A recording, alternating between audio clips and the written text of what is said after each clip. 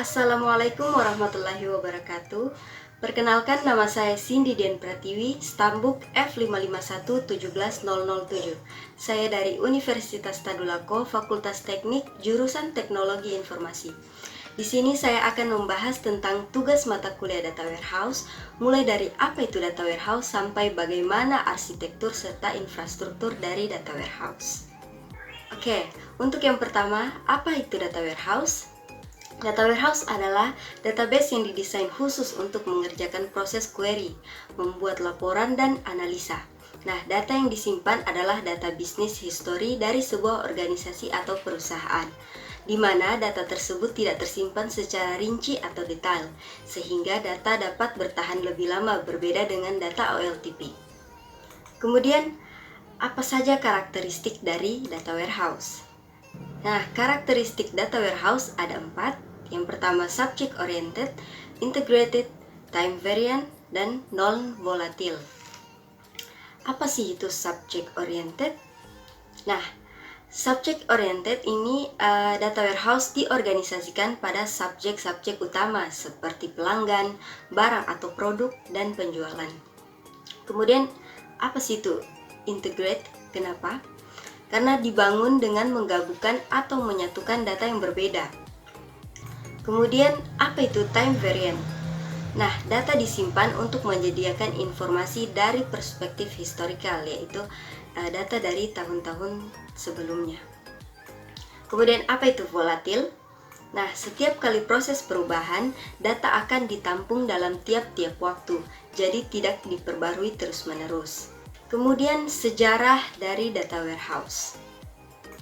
Nah, pada tahun 1960, dunia komputerisasi membuat aplikasi individu yang digunakan pada file utama.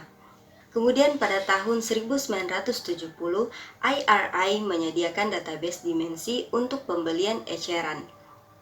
Lalu pada tahun 1983, DBMS diperkenalkan untuk mengambil keputusan.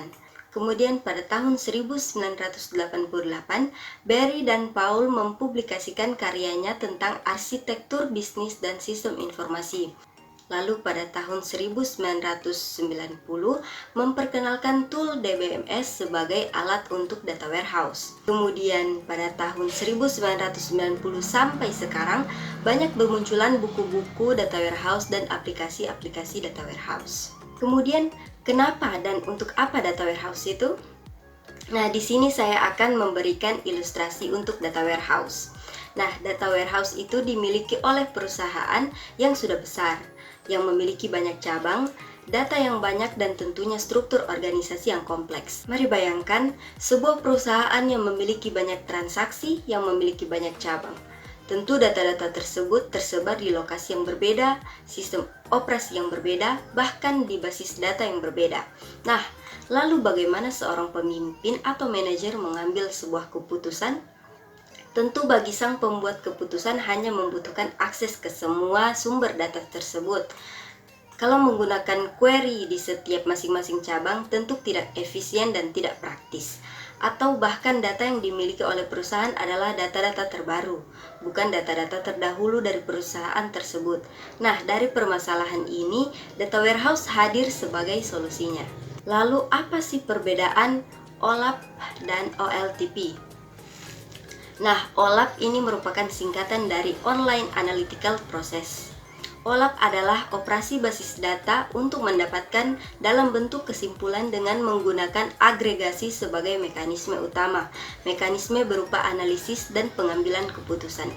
Sedangkan OLTP merupakan singkatan dari Online Transaction Process. Proses transaksi di suatu proses bisnis seperti penjualan, pemesanan, dan pembayaran. Proses yang dilakukan rutin dari hari ke hari. Nah, di sini saya akan memberikan contoh perbedaan fitur yang mendasar antara OLTP dan OLAP.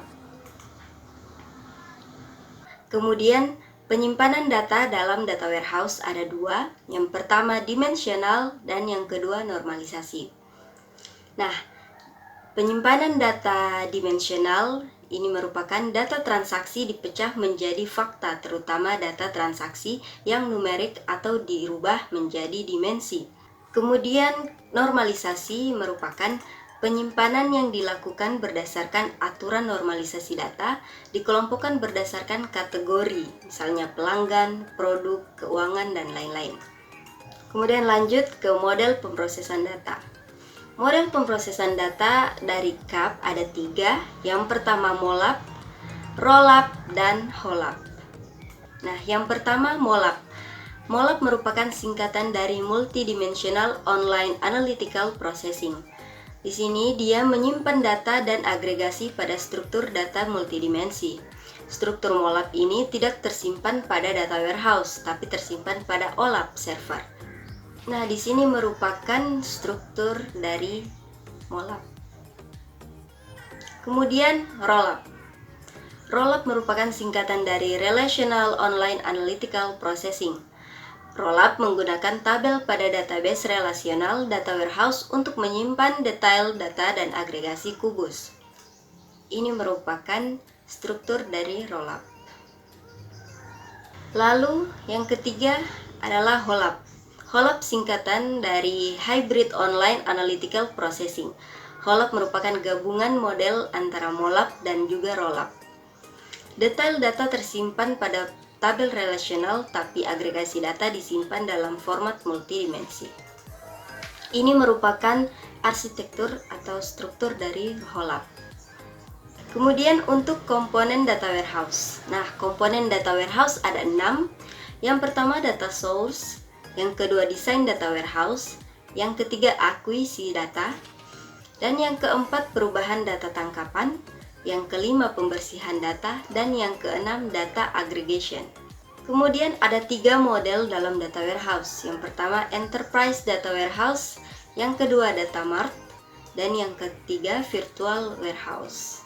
Selanjutnya keuntungan dan kerugian dari data warehouse.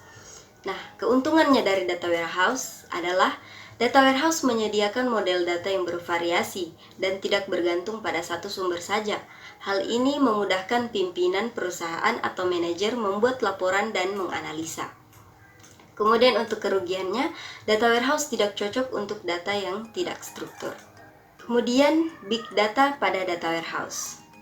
Big data adalah data yang memiliki volume besar sehingga tidak dapat diproses menggunakan alat tradisional biasa dan harus menggunakan cara dan alat baru untuk mendapatkan nilai dari data ini. Kemudian dimensi-dimensi dalam big data. Ada 3 dimensi awal dalam big data, yaitu bisa disebut 3V.